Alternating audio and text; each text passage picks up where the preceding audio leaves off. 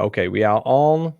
So let's wait uh, just 1 minute to let everybody be comfortable. See if everything is working fine. So let us know that you hear us and see us well on a chat. Welcome everybody. Like I said, we will start.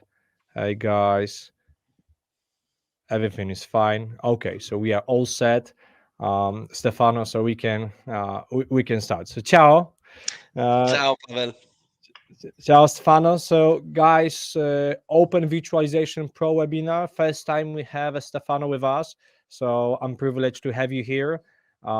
We've met a few years ago. You are the part of the oVirt community, quite, the significant member. Uh, I guess you started the oVirt in Italy, yes, the community. Yes, there was no community at that time, and so we had this idea of forming a local community. Since, as you know, in Europe, the market is very different between every of the states of Europe. So localization is very important, not only for translating the interface, but Mhm. to better understand the requirements of the various end users. And so the Italian community was um, very well populated, and till today we mainly use Telegram, but also you can find us on Facebook or LinkedIn. So Great, and we had great. as you remember, we had a couple of conferences Yeah, sure do. before the About pandemic. the yeah, for the pandemic during Yeah, about the oVirt. So I'm yeah. really glad that I have you here. You are one of the experts that I always, glad to hear. The news about the oVirt. You understand the technology and you understand the open source community. So you are the right person to be on the Open Virtualization Pro webinar. We have today discussion about how the oVirt actually evolving and what we have new in the latest version, because there are some rumors that Red Hat is moving only to the containers and it's talking only about the containers, and that will officially the Red Hat virtualization is end of life, and I guess in 2026. Yeah. And as you know, Red Hat is working on the oVirt engine. So we would like to today discuss, what do you know, how this community evolving today, and what the oVirt actually as the open source project can provide to the existing partners and end users, etc. So I know that oVirt is not closing; it's Yeah. evolving. But I would like to, let's say, deep dive and have a conversation with you how you see it personally. But of course, before I will give you the stage, just if you could share a few words about you, about your company. We know already that you are Italian. And what's your story, Stefano? Actually, before you will move on, please share with So us. first of all, Pavel, thank you very much for inviting me in this webinar. I'm really glad for this invitation. Um, I'm a consultant and an instructor. I deliver official Red Hat training, mainly in Italian, but sometimes also in English, and also for Red Hat and for but mostly for this partner called Extraordi. Is an Italian Red Hat partner, and I have a lot of fun working for Extraordi, since um, they are vertical in Red Hat technologies. It's not a system integrator. We are only focused in Red Hat technology, both the infrastructure technology and developers technology. I'm on the infra side, so uh, I've started more than 10 years ago with Mhm. virtualization, as you know, as all of us, maybe with Xen before KVM, and I started using oVirt maybe nearly from the beginning. I think the beginning of his open source first release. It was very, very different at that So time. from the baby time, Maybe yeah. it was not made. It was not written on Java. It was written on something like .NET. It was very, very awkward for an open source project. But uh, as I said, it was not open source in the beginning. So now is maybe the most important orchestrator in KVM.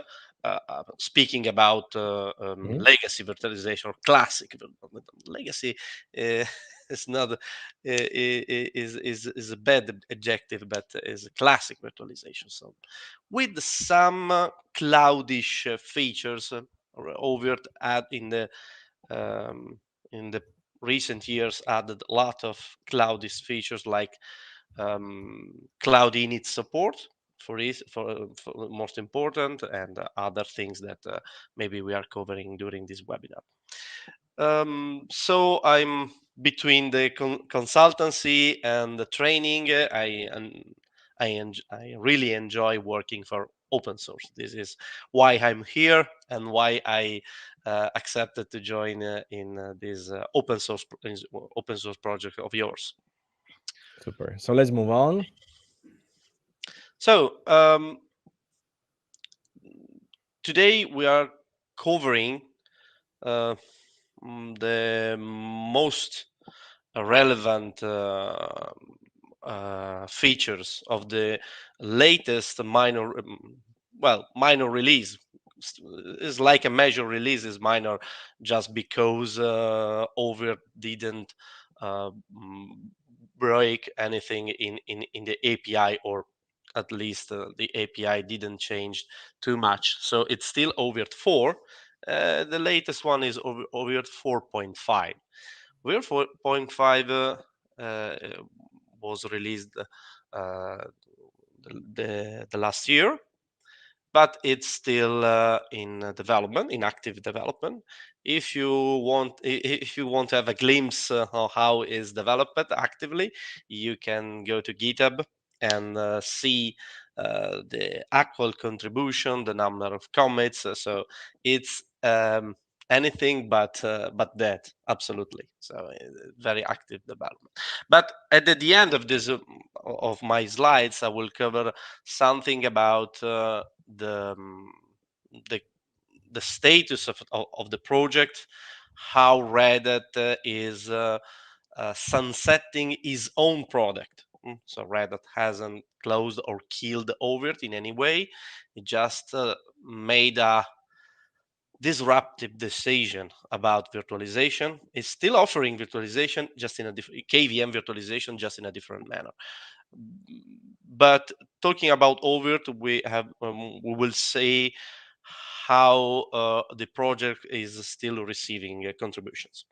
But now I want to focus with you with the new features added in 4.5. Some of this feature happened not in the .0 stream, in .0 release, maybe in the 4.5.1 or 0.2. So this is something that is common in oVirt, even inside the same minor release in what oVirt called the Z streams. Some improvement can land, of course, without breaking anything. Without breaking anything. This is not very common with other technology we are used to, like OpenShift, or where Z-Stream are only bug fix or security fix. But in oVirt is quite common. So, as you know, oVirt has the concept of cluster level. Cluster level means mainly the feature sets that their own host can have in a specific cluster. The cluster level is important because at a certain point of time, maybe during an upgrade, you can have a different version of the host.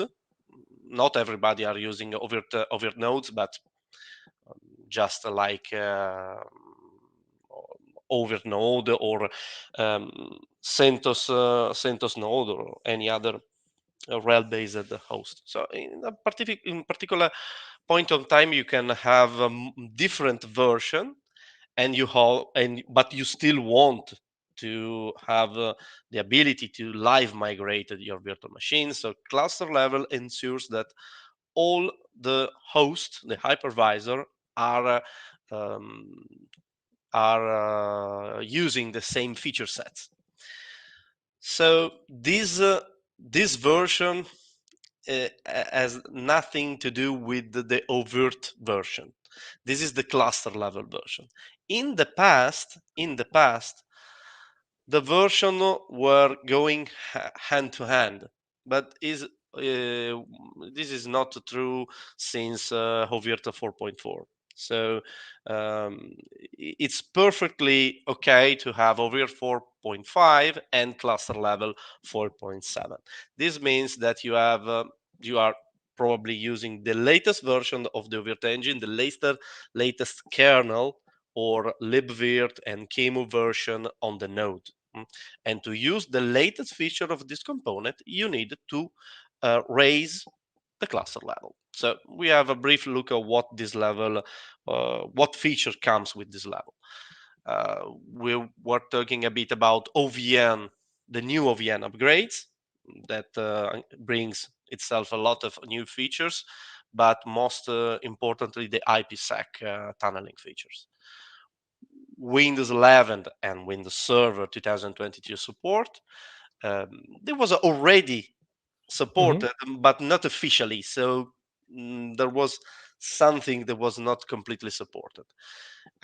Key clock integration, something about NVIDIA graphic cards and the parallel migration, and something more.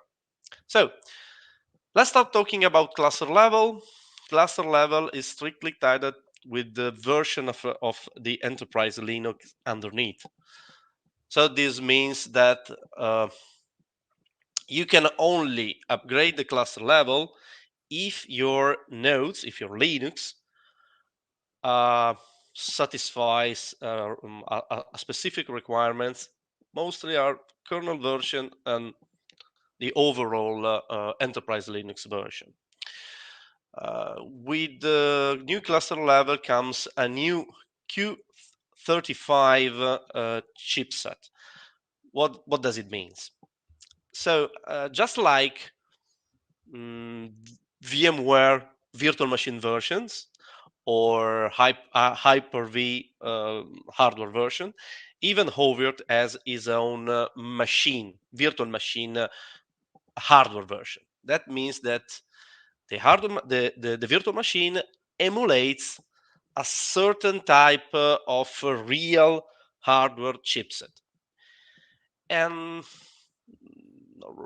unlike what happens with VMware, where you have a version 13, version 15, in oVirt you had version that recall real Intel chipsets.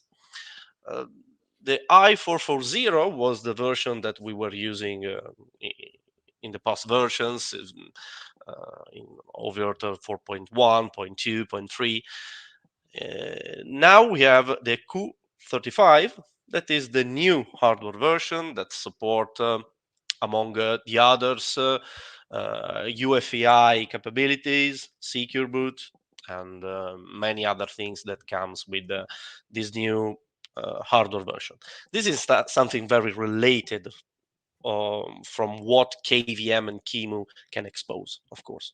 So always remember that oVirt is mainly orchestrator, but most of the features comes when KVM, libvirt, and QEMU are upgraded inside the oVirt project. Question here about the CPU, the drop limit about 16 CPU sockets. Can you explain? It was on a one, let's say, physical is a host or on a cluster side to No, be, yeah. to fully understand this limit. So is the drop limit of 16 CPU socket is on the host or in the VM? Hmm. Yes, is in the VM. Yes. In the VM. Okay. Yeah. Uh, there are no many. So the hardware is very hardware nowadays are maybe two sockets, one sockets, two sockets. Four sockets are starting to become less popular for costs and design of the hardware. So this is definitely something related to the VM. As you can see, we can have more than 700 CPU. This is something very not very common in enterprise scenario, but from some high performance computing scenario could be just enough. No, so it depends on the scenario. From now, the new virtual machine will have an UEFI set by default. This is something that arrived a little bit late in oVirt and KVM rather compared with other solution like VMware, but now is completely supported and the default. As you can see, when you are going to create a new virtual machine, the Q35 chipset is now the default with all of its Hmm. benefits. Remember that when you have recent guest operating systems like Relate, Rel9, or any more recent version of Windows, it's better to use the very latest hardware version of the virtual machine to avoid problems or any kind of issues.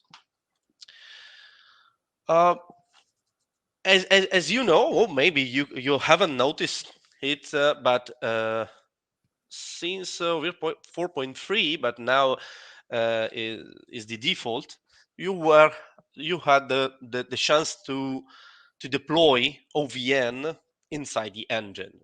Maybe we can say a bit what is OVN. OVN is basically a counterplane for software-defined networks for SDN. OVN was born mm, what was born maybe in 2013 or 2014. Don't remember the exact year, but the uh, at the beginning there was only Open vSwitch. Open vSwitch is another component used in oVirt. Is basically a software bridge that comes with the software-defined network capabilities rather than the bridge that you can have with the kernel, with the Linux kernel. So in cloud platforms like OpenStack, OpenNebula, it's compulsory to have all of SDN features. SDN means that the counter plane and the data plane are decoupled. So you can have the component that make the decision in one place, and all the nodes capable of enforcing and performing all the forwarding of the packets or the manipulation of the packets. This is something that is now part of every cloud solution, basically open source solution that use Open vSwitch.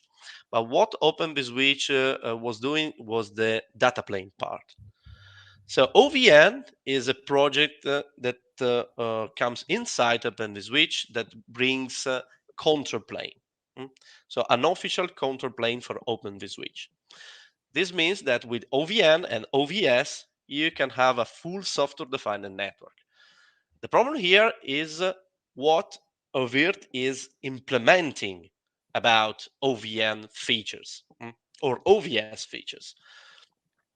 In oVirt, you can have Open vSwitch and have um, a fully software-defined data plane that brings some feature like distributed switch of made in vSphere.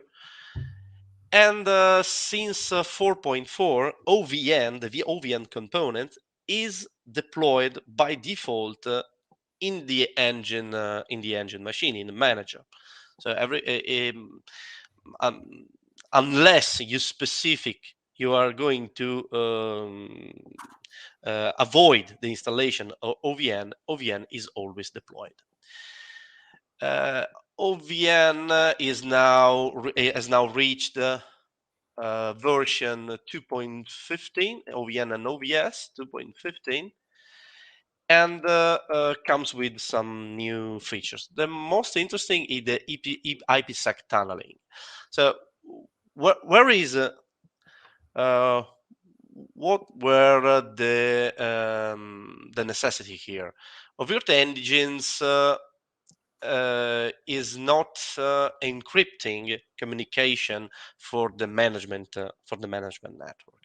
That means that if you use a cloud-based bare metal server, that means that where like IBM Cloud bare metal offering, AWS bare metal offerings. So the specific kind of offering with bare metal server on which you can deploy oVirt VMware, something that is intended for the infrastructure, for the directly to install on the server.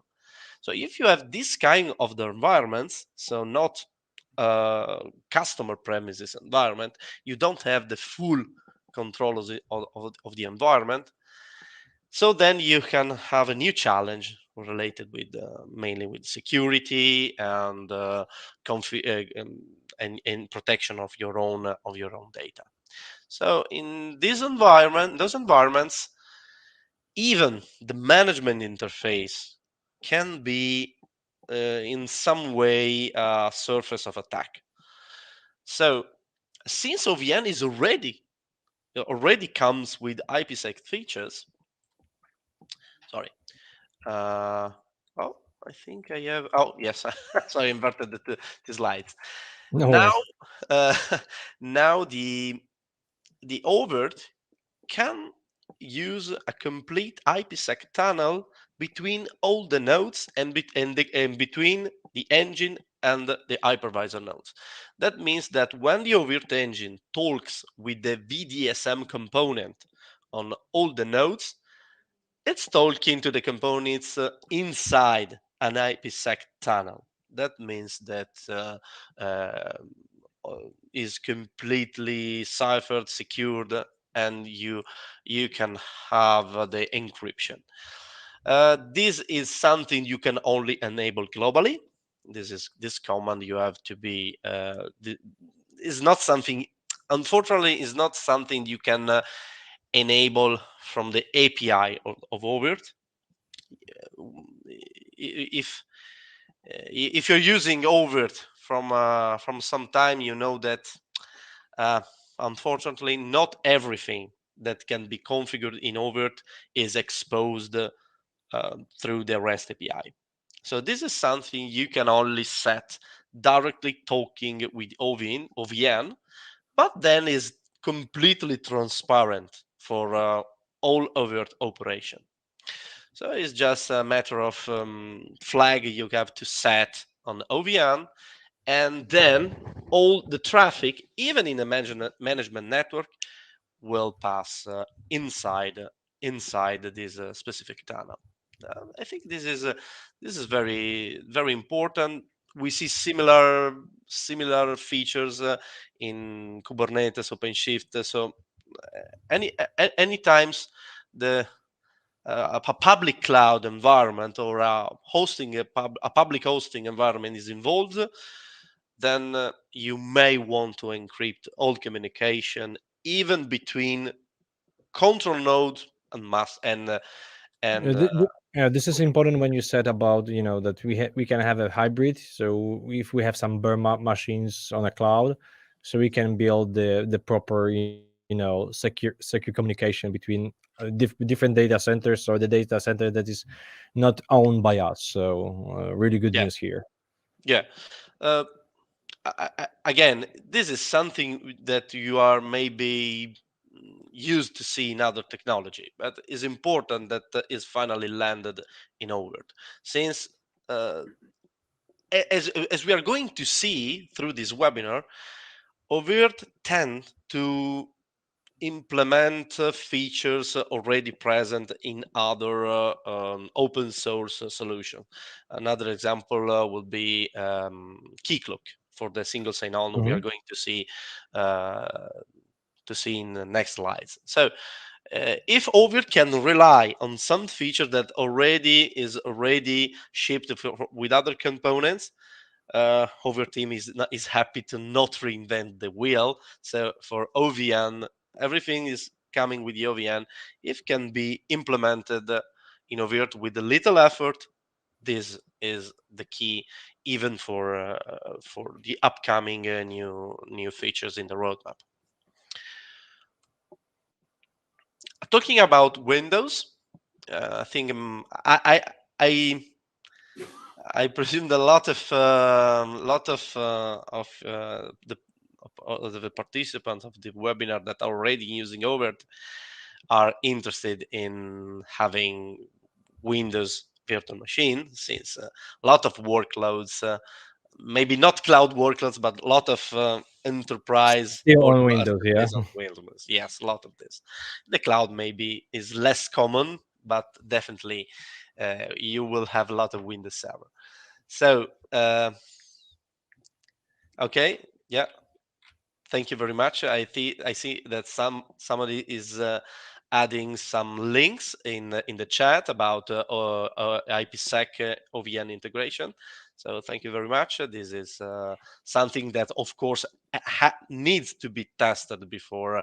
If you're planning to use this in production, you definitely need to test in a development or testing environment before going in production. This is something that is new and changed the way of on which the components communicate with each other. You definitely have to test it. Talking about Windows, Windows 2020, Windows Server and Win 2022 and Windows 11 were already supported since KVM were already capable of virtualizing Windows 2022 as a guest operating system. So it was not a really big effort here, but oVirt was lacking of the official support in the orchestrated environment, in the cluster. So that means the selection in the drop-down menu for the operating system, you have to remember then when you choose a particular operating system as a guest operating system, something can change in how the system sees the virtual machines. So Windows maybe a specific set of chipsets, or anything that could be a requirement, a specific requirement from the operating system is added to the virtual machine as a KVM, as a QEMU KVM component. So now Windows 2022 is a choice in the drop-down menu.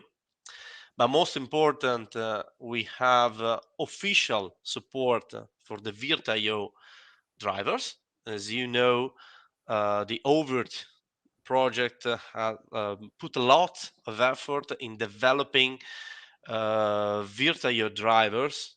VirtIO drivers are maybe one of the best para-virtualized driver with the best performance, even compared with other commercial solution like VMware. VirtIO is an excellent project. Now we have the official 2022 support with the directory in the classic VirtIO directory tree. And last but not least, the support in the guest agent. That means that when the guest agent is running on a Windows guest, Windows 11 or 22 guest, is correctly reporting information to the engine. Guest information are mainly IP address, host names, some package in Windows can expose some relevant packages that are installed, etc. But mainly what you are going what you are interested in are IP address, the network settings, IP address, host names, and to see if some interface are correctly receiving the IP address. Okay, so as you know, a bit of introduction here.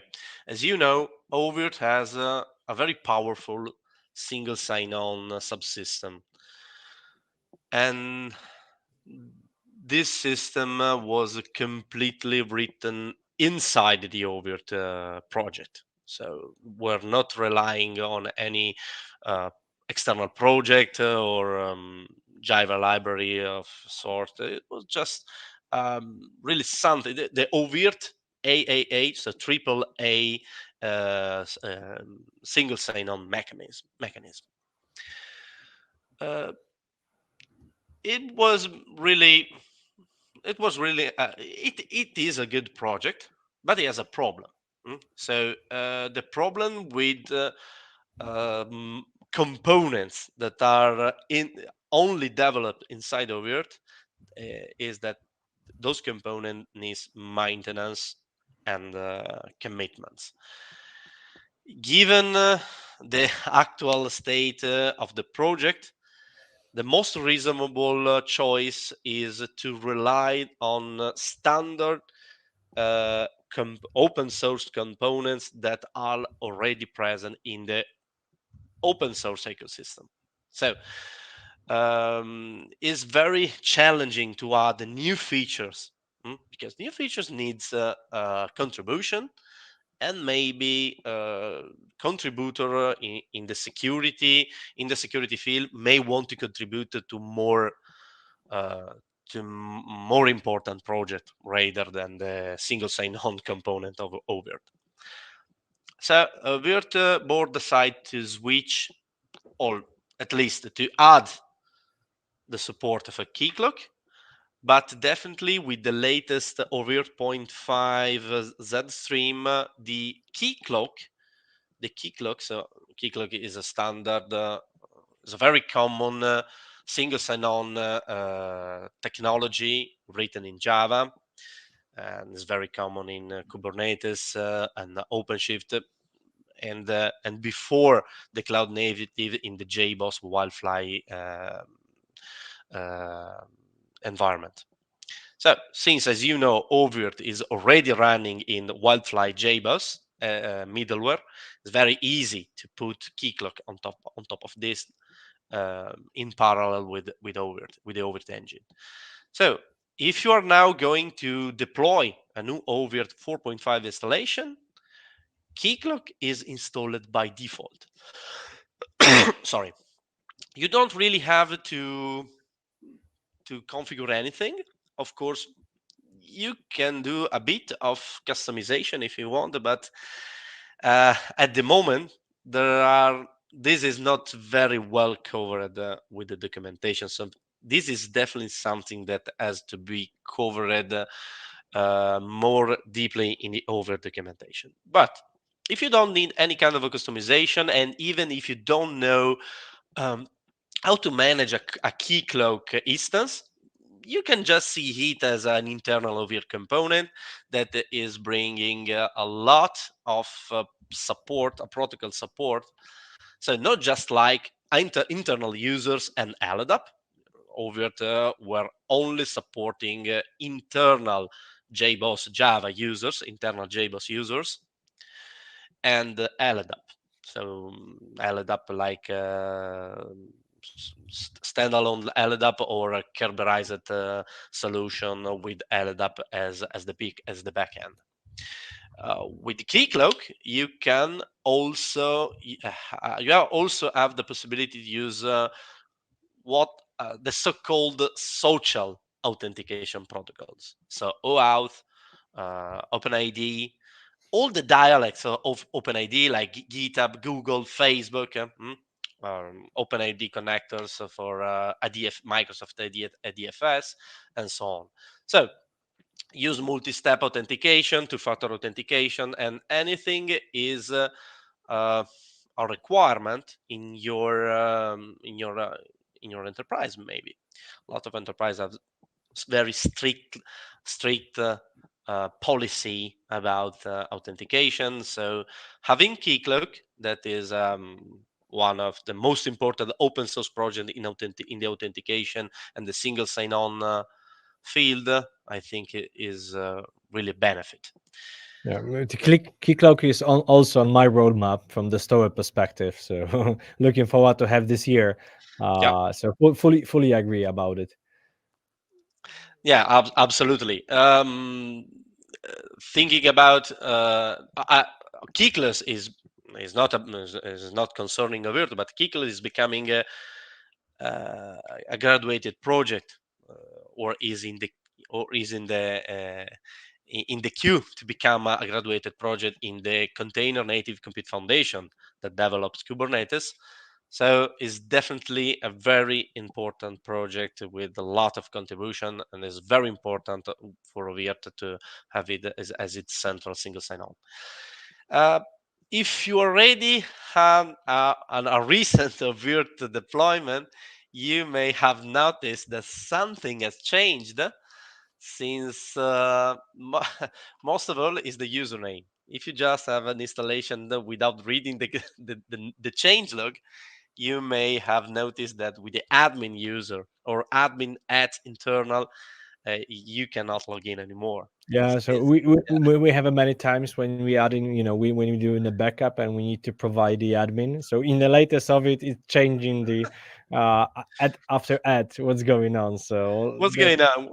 yeah, Yeah. I can't log in anymore to the. I can just imagine how many support case Radar had for people to. exactly. I cannot log in to using the same credential, and I used to do it, Yeah, before the migration. yeah, well. Okay, let's move on, Stefano. Yeah. We are running out of time, so Oh, let's. sorry. Just No move on. worries, no So worries. we have some other feature like parallel migration. This is not something really. There is no very big impact with this. Just to know that now migration can use all the network. Most user tend to give to the migration a separate VLAN just to improve the performance of the migration. So if you use the new features called auto parallel, so oVirt can saturate all of your bandwidth that you give to the migration, to the live migration, to parallelize most of the live migration. Can be very important in large deployments with hundred or thousand of VMs, and you have to put an host in maintenance. This could be the difference. The difference. So okay, uh, uh, this is not something that for most of the user, these features for NVIDIA graphic drivers, the NVIDIA graphic cards cannot be for any interest. But the point here that users start to ask for more and more VGPU features, and VDSM were not exposing directly those features. So the oVirt team decided to not using the custom properties for passing features, but just let the user to pass any kind of features that the KVM is supporting for the GPU, and in the administration portal to display a fake VM vCPU device, GPU device that is tethered with a specific function you want to pass to the GPU. So, if you are interested in this, I really I'm really suggesting you to go deep in this, but this will be transparent, and there will be also a video, but we don't have the time to show now, but there is also a video that show how this VGPU is implemented. Sorry.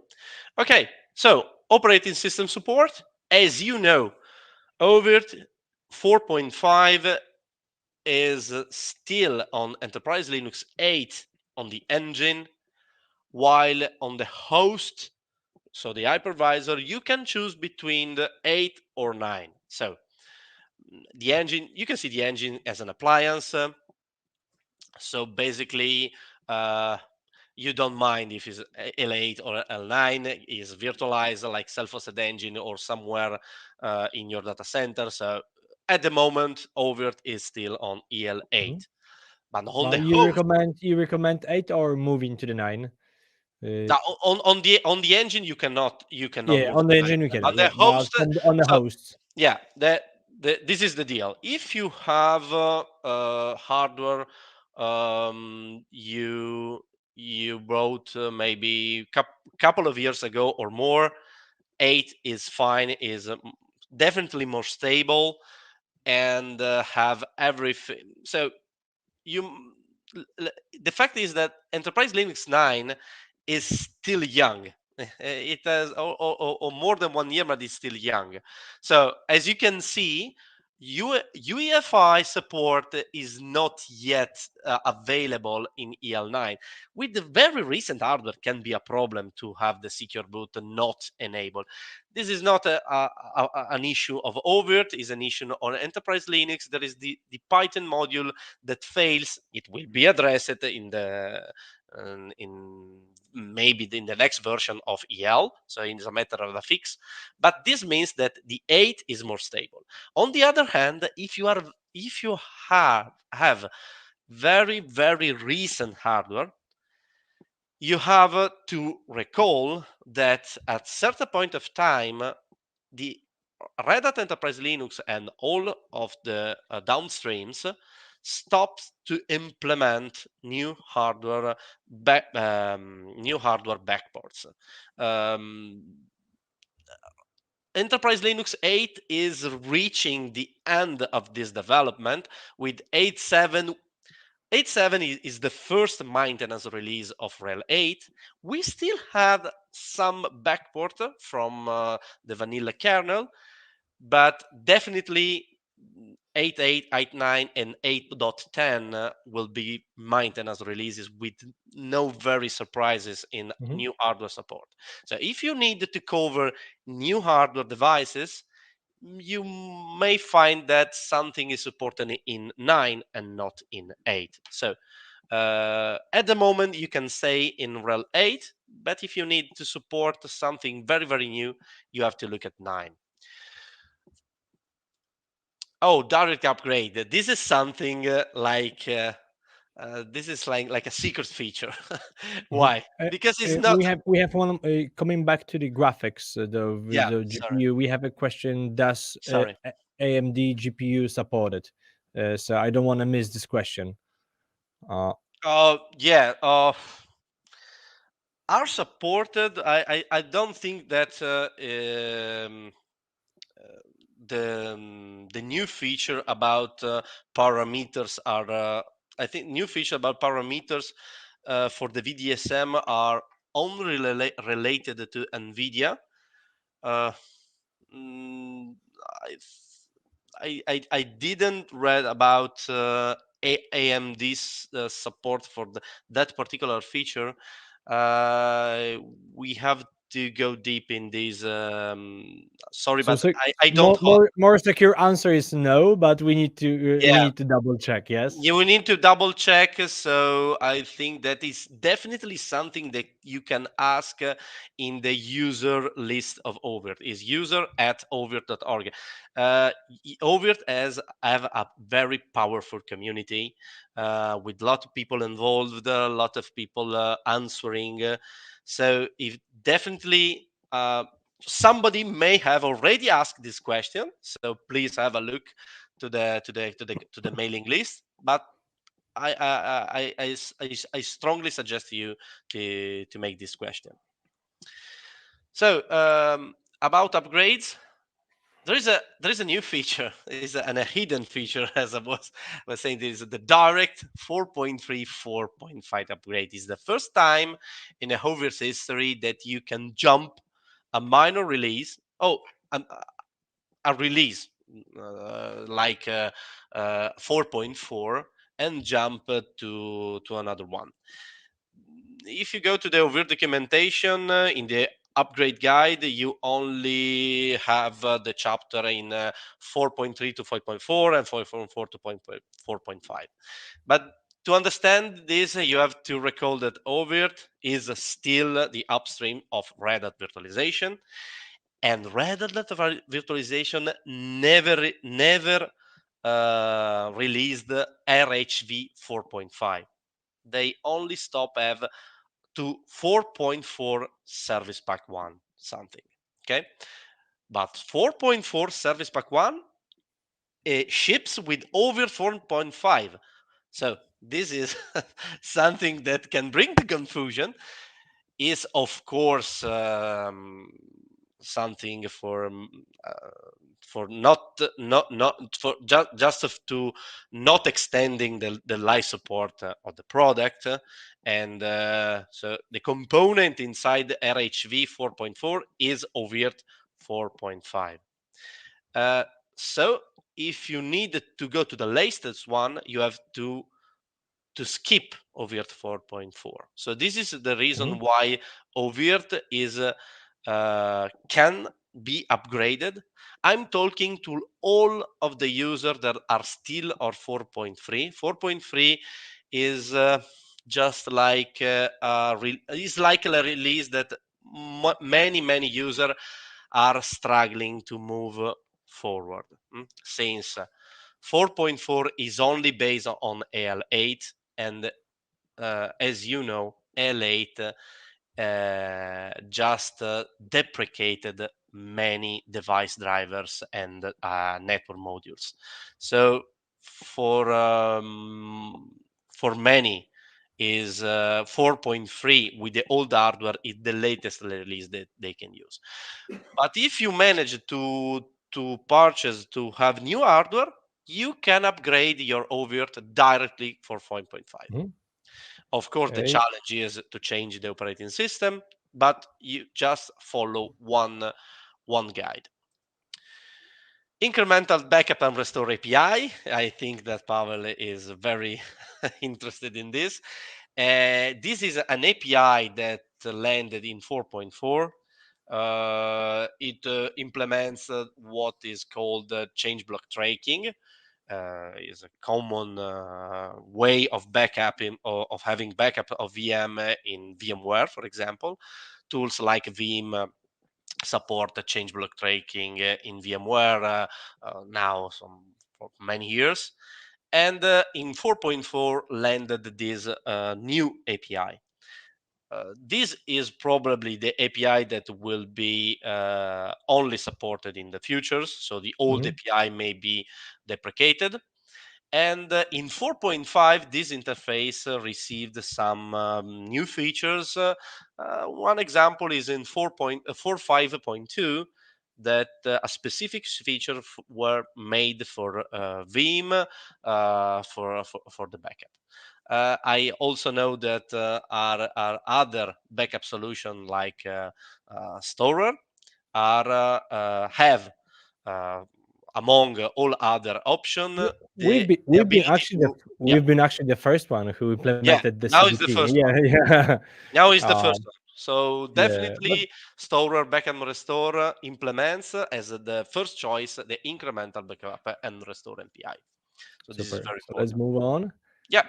So closing up, don't forget that there are powerful support for automation for Ansible and Terraform. Ansible collection maybe is the most complete collection that covers nearly all the features in the API. The new collection 3.0 and 3.1 jumped to Ansible Core 2 and 13. with a lot of improvements. The Terraform provider at the beginning was only covering what needed for the OpenShift installation, but the 2.0 is a very complete rewrite that cover most of the API. I strongly suggest to search in YouTube for the two webinars. One made inside the oVirt conference 2021, so 2 years, 1 year and a half ago, and there was a specific webinar for oVirt, Ansible collection, and Terraform provider. So if you are interested in automation, I strongly suggest to see those two webinars. So what is the future of it? Is bright? Yeah, actually, one of the final questions. Yeah. Yes. So what do you think? How do you see it? Yes, So personal. as you know, 2024 ended the maintenance support, so we can say that till 2024 we'll still have a lot of contribution in GitHub from Red Hat. This is something that we know. We also know that till 2006 is the extended life support, means only security fix or some, but definitely no new features. So maybe some contribution, but definitely nothing will be added or pushed as a pull request beyond August 2026. This is why, because Red Hat is not decommissioning virtualization, it's just moving the KVM virtualization from oVirt to Kubernetes, mainly with the KubeVirt operator. I don't want to judge their choice. Is definitely a very disruptive and courage choice, but oVirt is still alive. Red Hat has moved anything related to the development to GitHub, so there is nothing related to with some bug, or even the bug. The issue are not created anymore on the Bugzilla, are created on GitHub. Oracle is sending patches for OLVM. OLVM is not yet based on oVirt 4.5, but I can make a speculation and say that yes, they will come with oVirt 4.5. They say that this is a central project in their virtualization offering. We will see. As I can say that I in my point of view, I can say that we definitely need community contribution, but rather than community contribution, we have to need something from the enterprise that want to make an important effort in the project. For now, oVirt 4.5 is actively developed and can be used in any situation where, of course, commercial support is not needed. For the future, we need an enterprise partner. We have yet sometimes for someone to step forward, but